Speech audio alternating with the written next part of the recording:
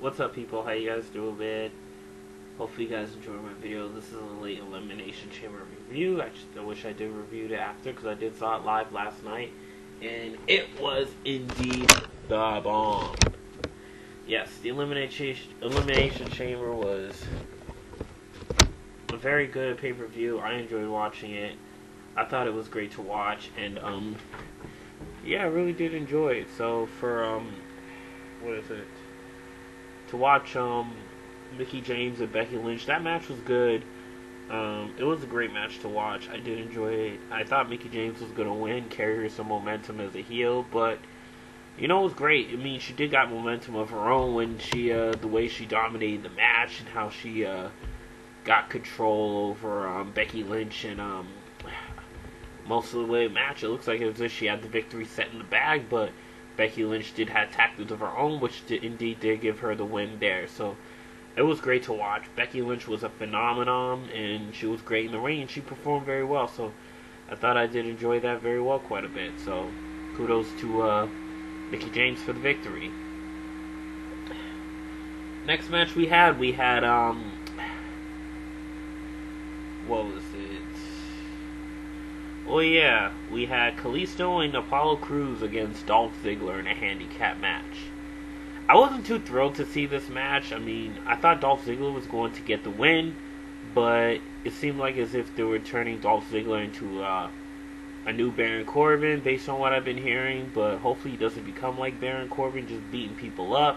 Hopefully he does get wins and tries to build up more of the same heel he was in 2010, 2011. He was just this cocky heel, but it seems like they're not putting him back the same old heel he was with Vicky Guerrero, but at least that had purpose too. This heel character is more of, he just wants to beat people up. He's frustrated about losing, but he just beats people up and gets pleasure from it. But hopefully he does get a win and build momentum and be like, you know what, I don't need anybody to win matches. So that's kind of like the story they kind of need to go, so that way they could build him up. Instead of him just beating him up. Like, he could have overcame the odds and say, you know what, I beat these two jabronis who were my friends, but they were just holding me back. So that's the story I think they could have told. I would have told that story if I was in a situation where I would have to turn him heel, just so they could build up heel characters in the WWE, or SmackDown at least. But it seemed like with Ziggler, I'll be intrigued where they were going to go with from here, but hopefully they do have a purpose as well. So I'm intrigued about it. So yeah, it's very cool. So I'm excited about that. So yeah, it's very cool. So I'll see where it goes from there. Next match we indeed had was American Alpha versus 5 tag teams of the Ascension, the Usos, Heath Slater, Rhino, and Breezango. I had a feeling that American Alpha was going to win. As much as it would be great to see the Ascension win and continue their momentum and look like the threat they were on NXT, I'm still indeed in shock that I'm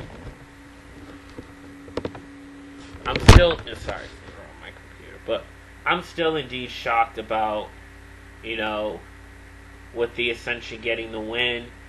The fact that did happen indeed was kind of like,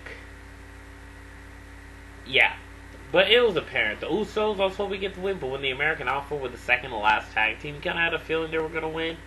But unfortunately, that's not the route they went, but they did nonetheless. So it was great for them, for the American Alpha to get the win. So hopefully at WrestleMania, I wish they waited till WrestleMania to get the tag team turmoil, but fortunately they got other plans indeed. But hopefully that tag team title is on the line for WrestleMania, because WrestleMania, there's going to be so much big plans, because that's going to be the biggest Mac Daddy of them all. So hopefully this turns out great. But great for American Alpha to tell that story that they overcame the odds. I'm excited about that. So we'll see where it goes from there. But hopefully the feud with the Usos and American Alpha is set in store for that to happen at WrestleMania. So I'll be looking to that. Usos versus American Alpha. Next match we indeed had was Nikki Bella versus Natalya. Ended in a double countout. I wanted Nikki Bella to get the win because her mom was there. I'll feel so bad if she loses in front of her. But ended a double countout, but I wish Nikki Bella stood tall either way. But unfortunately, I gotta say, I'm intrigued with how this story is gonna go. And I feel like they had some nerve for Carmella to show, even though she was the one who stirred that sparked the feud between Natalya and Nikki when Natalya confessed that she did admit that she did it, and then she was just admitted that she was jealous. She didn't confess; she admitted that she did it, and she did it in complete vicious fashion too. So that's kind of where it went from there. So another thing I could say to that is that how is this feud gonna end? I'm intrigued about that. And when is Carmella gonna get into a feud? That really went nowhere, and I'm gonna talk more about her later on because I don't know. Wasn't interested in what they were doing with her, to be honest. So that's one thing I gotta say to that. So we'll see where it goes from there.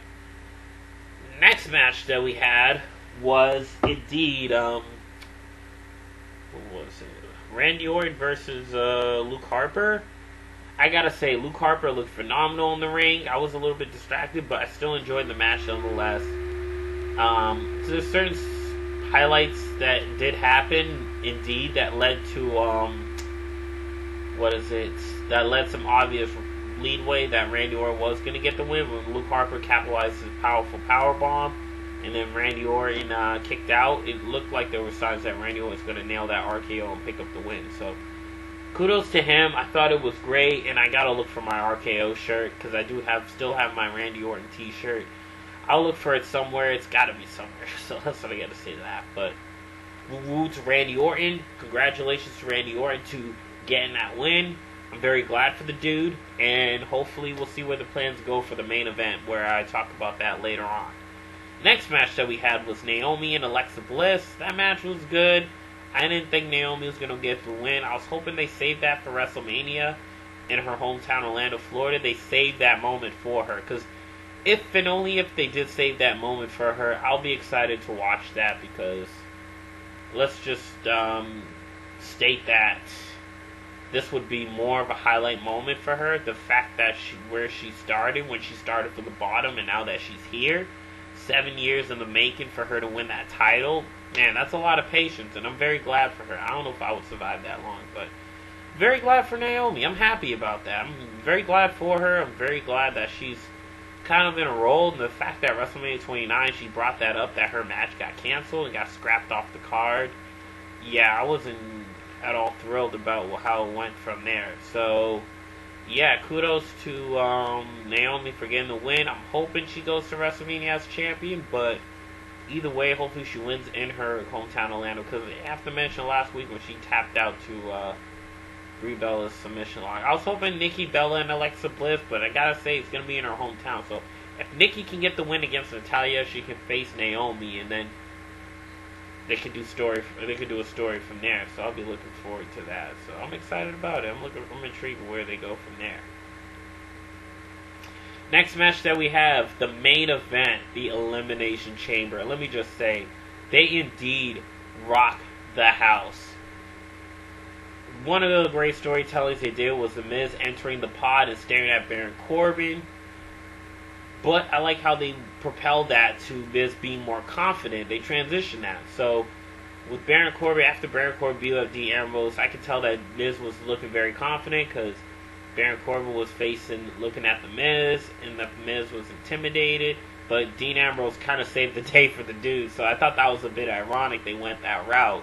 Like, Dean Ambrose just rolled him up, and so led Miz to be competing in the ring the way he did. He wasn't intimidated by Bray Wyatt, but he nailed the skull crushing finale on the dude. And I gotta say, this is interesting. So I gotta say, I'm excited with where they're gonna go from here. I'm excited with Baron Corbin, Dean Ambrose. Hopefully Baron Corbin becomes Intercontinental Champion, because remember, he did win the Andre the Giant Memorial Battle Royal. They gotta do some momentum with them. It's not just the what the heck happened to their career match. That was funny when I heard that on a podcast.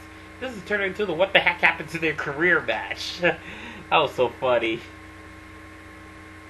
But other than that, the match was great. One thing that did shock me, and I wish I did post this on Twitter, and I should have did, was the fact that John Cena got eliminated by Bray Wyatt. So now it leads me to question, what are they going to do with him? Because I was hoping a John Cena and Randy Orton match at WrestleMania, but it looks like they're not going that route. But AJ Styles could have been AJ Styles and Randy Orton feud. AJ Styles could have made somewhat tweener turn or something, or face turn. That would have been great. But on the flip side of that, indeed, we have Randy Orton winning. Bray Wyatt winning and becoming champion. So maybe a Bray Wyatt Orton feud. We'll see where it goes from there. But hopefully there's no, any cringeworthy situations between them, because let's just face it, Randy Orton is on the spot of making history again. This is going to be his moment, so hopefully it becomes a great moment for the dude. So I'm excited about that, and I'll see where it goes from there. So I'm intrigued. So that's what I got to say to that. So anyway, that's my Elimination Chamber review. I try to be as short and sweet as possible. Sorry if it was too short, but hopefully it was good nonetheless. And I'll catch you guys on the flip. Peace out.